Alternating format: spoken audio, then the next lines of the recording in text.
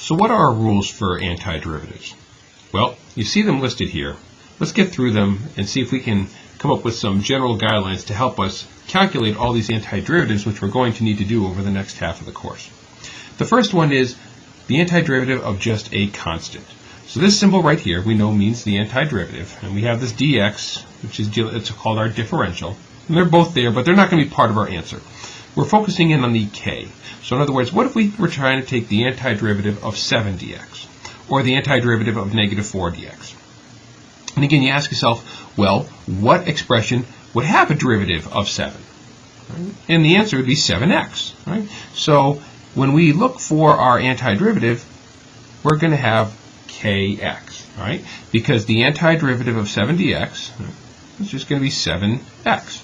Why? Because the derivative of 7x, oops, that's off the screen, sorry, the derivative of 7x would be equal to 7. So the antiderivative of 7 would be 7x. Same thing, the antiderivative of negative 4dx would be negative 4x. Why? Because the derivative of negative 4x would be negative 4. Okay, so we're just doing the opposite of what we've been doing for the first part of the class. But let me ask you this question right here. What is the derivative of 7x plus 2? Yeah, that's also 7.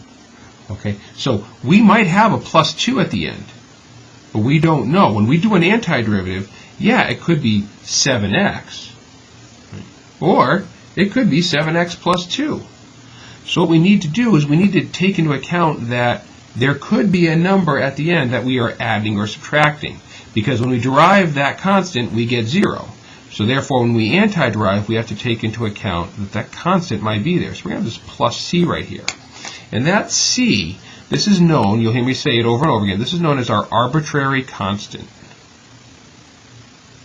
Okay, that c may be equal to 0, in which case we don't need it there. It might be equal to 2, might be equal to negative 12. We never know, but we know that no matter what, this number right here, when it's derived, would be 0, and therefore, when we antiderive it, we have to take into account that it could be there. All right, so for all of our antiderivatives, we're going to have a plus c at the end. Okay, let's get to the big one. What about x to the nth power? Okay. How do we antiderive? Now, we know, in other words, how do we antiderive x cubed? Okay. We know that when we took the derivative, we would take the exponent, we'd put it out front. In other words, we'd multiply by the exponent. We'd multiply by the old exponent. So if we're doing the opposite of what happened before with the derivative, instead of multiplying by the old exponent, we're going to divide by the new exponent. Okay, and speaking of the new exponent, we're going to add 1 to it. Right? Because don't we subtract 1? Right? If we had x cubed, let me go back up here for a second. If we had x cubed and we're taking the derivative of that, we would drop the exponent down 1 notch. So that means here we're going to bump the exponent up 1 notch. Okay? And then we used to multiply by the old exponent. That's why we divide by the new exponent. Right? So when we take a look at x cubed right here, ignore the plus here for a second because we know we can do these one at a time. When we take the antiderivative of x cubed, we're going to add 1 to the exponent, and we're going to divide by that number. Okay. Now we can do the plus 3. Well, that's a constant. We already have a rule for that. We just make it 3x. And of course, we need our plus c. And how do we know this is correct? Well, that's the cool thing about antiderivatives. Is that we can derive them.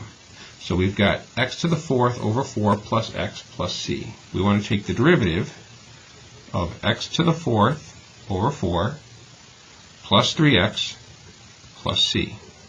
Okay, well, x to the 4th becomes 4x cubed. The 1/4 is a coefficient, so it stays as part of our derivative. The derivative of 3x is 3.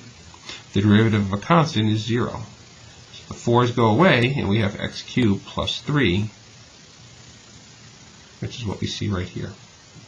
Okay, so this works. Now, some of you might be saying, well, don't we need a plus c from the x cubed and a plus c from the 3? And that's true. But if we have two constants which we don't know, and we combine it, we still have a constant which we don't know. So 1 plus c will suffice. Okay. So again, back here, when we have x to an exponent, you add 1 to the exponent, and you divide by that number. And of course, it still needs the plus c. There is a condition for this, though. What value of n is bad? Yeah, we don't want n to be equal to -1. Because if n is equal to -1, then we're going to add 1 to that and get 0. We're going to try and divide by 0, which we absolutely cannot do. So this power rule works as long as n does not equal -1. Let's talk about what happens when when n does equal -1. What is x to the -1 power? Can we rewrite this without the negative exponent? Yeah, it's 1 over x dx. Or, if you prefer, you can put the dx up in the numerator. All right, but 1 over x. What function had a derivative of 1 over x? That's right, natural log of x. Here's our plus c again. Okay.